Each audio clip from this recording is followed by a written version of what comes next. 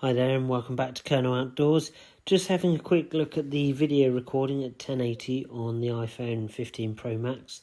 This is a standard HDR that Apple comes with as standard. It's quite low light, as you can see lights are on, but just so you can see the video quality here. And in a minute we'll compare it to Apple Log, which is a very flat codec, if you like, which means that everything's 18% grey, therefore there's more detail captured in it across the scene.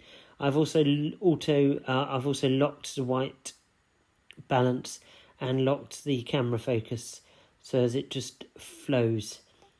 So that's comparing it now to Apple Log, which looks awful, but there's a lot of detail in there, which then will allow you in post-production to add colour,